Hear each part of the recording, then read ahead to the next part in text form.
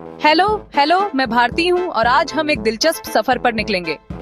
आज हम पैसे की बात करते हैं। मनी, ये वो चीज है जो हमारी जिंदगी को आसान बनाती है, जिससे हम अपनी जरूरत की चीजें खरीद सकते हैं। लेकिन ये आया कहाँ से? ये सवाल हमें इतिहास के पन्नों में झांकने पर मजबूर करता है। बहुत पहले, कॉइन्स या नोट्स से पहले, जब दुनिया इतनी ऑर्गेनाइज नहीं थी, लोग बार्टर सिस्टम इस्तेमाल करते थे। ये एक ऐसा तरीका था जिसमें सामान के बदले सामान दिया जाता था। जो उनके पास होता था उसे देकर अपनी जरूरत का सामान लेते थे। ये सीधा और सरल लगता है ना? सोचो, तुम्हारे पास टमाटर हैं, एकदम ताजे और लाल, लेकिन जूते चाहिए। तुम्हें स्कूल जाना है और तुम्हारे पास पहनने के लिए अच्छे जूते नहीं हैं। तुम्हें एक मोची ढूंढना पड़ता था जो अदला बदली करने को तैयार हो, यानी वो तुम्हारे टमाटर के बदले तुम्हें जूते दे। सुनने में आसान लगता है, लेकिन ये मुश्किल था। इसमें बहुत सारी प्लानिंग और निगोशिएशन शामिल थी। तुम्हें ऐसा कोई ढूंढना पड़ता था जिसे वही चाहिए हो जो तुम्हारे पास है।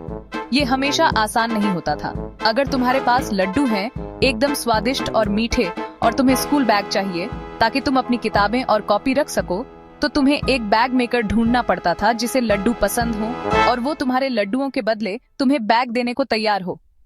बार्टर छोटे गांवों में काम करता था, जहां लोग एक दूसरे को जानते थे और जरूरतें सीमित थीं। लेकिन जैसे जैसे जिंदगी बिजी होती गई, ये एक रियल हेडेक बन गया। शहरों में, जहां हजारों लोग हैं, बार्टर करना लगभग इम्पॉसिबल था। बार्टर सिस्टम में बड़ी प्रॉब्लम्स थी। यह सिस्टम सामान के बदले सामान के लेन देन पर आधारित था, लेकिन इसकी अपनी कई चुनौतियां थीं।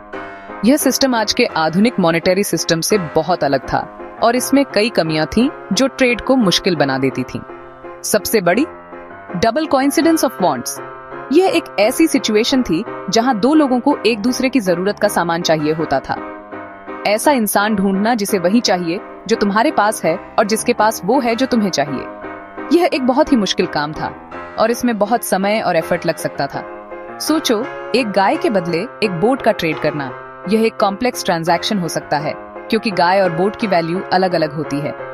अगर बोट ओनर को चिकन्स चाहिए, गाय नहीं, तो तुम फंस गए। ट्रेड नहीं हो पाएगा और तुम्हें किसी और को ढूंढना होगा जो गाय के बदले चिकन्स देने को तैयार हो। वैल्यू भी कंफ्यूजिंग थी। ये तय करना मुश्किल था कि एक सामान दूसरे सामान के बदले कितना वैल्यूएबल है। एक ब्लैंकेट के लिए कितनी फिश? क्या यह एक रीजनेबल ट्रेड है? यह तय करना बहुत मुश्किल था और इसमें अक्सर डिसएग्रीमेंट हो जाता था। तुम एक बकरी को एक रोटी के लिए बांट नहीं सकते थे। कुछ सामान को छोटे हिस्सों में डिवाइड करना इम्पॉसिबल था, जिससे ट्रेड करना और भी मुश्किल हो जाता था। वेल्थ स्टोर करना रिस्की था क्योंकि पेरिशेबल गुड्स खराब हो सकते थे। अनाज सड़ जाता था और उसे स्टोर करना बहुत मुश्किल था। जानवर बीमार हो जाते थे और उनकी वैल्यू कम हो जाती थी। और अपनी मनी को कैरी करने का मतलब था गोट्स या आलू के बोरे को मार्केट तक घसीट कर ले जाना। यह बहुत ही बर्डनसम और इनएफिशिएंट था। इन सब हैसल्स ने लोगों को एक बेहतर तरीके की तलाश में डेस्परेट कर दिया। बार्टर सिस्टम की इन कमियों ने लोगों को एक अल्टरनेटिव सॉल्यूशन ढूंढने के लिए मजबूर किया। दुनिया को एक नए इन्वेंशन की जरूरत थी, रियल मनी। एक ऐसा मीडियम जो वैल्यू स्टोर कर सके, आसानी से कैरी किया जा सके और जिसे आसानी से डिवाइड किया जा सके। बार्टर सिस्टम में कई तरह की प्रॉब्लम्स थीं। इमेजिन करो, तुम्हें एक गोट चाहिए, लेकिन तुम्हारे पास ट्रेड करने के लिए सिर्फ एप्पल्स हैं। अब तुम्हें ऐसा इंसान ढूंढना होगा जिसे एप्पल्स चाहिए और वो गोट देने को तैयार हो।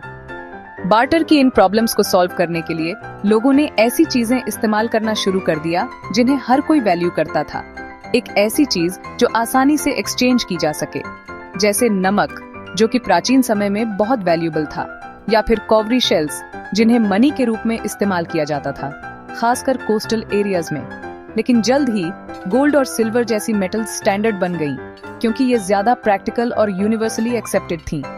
वे रेयर थीं, ड्यूरेबल थीं, खराब नहीं होती थीं और डिवाइड करने में भी आसान थीं, जिससे छोटी और बड़ी दोनों तरह की ट्रांजैक्शंस की जा सकती थीं।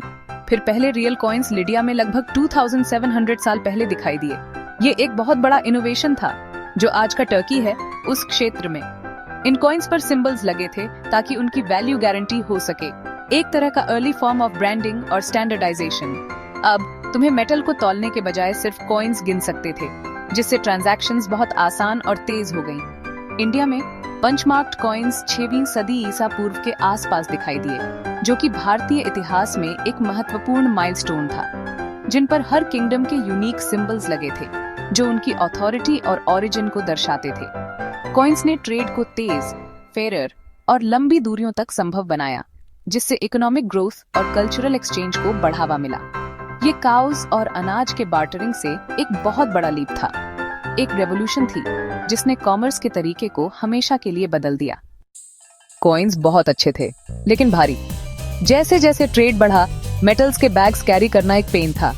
चाइना में मर्चेंट्स ने कॉइन्स एक ट्रस्टेड पर्सन के पास जमा कर दिए और एक पेपर रिसीट मिली, एक प्रॉमिस ऑफ वैल्यू। सरकार ने जल्द ही दुनिया का पहला ऑफिशियल पेपर मनी जारी किया। पेपर मनी को फैलने में सदियां लग गईं। इंडिया में पहले नोट्स 1700 के दशक के आखिर में दिखाई दिए।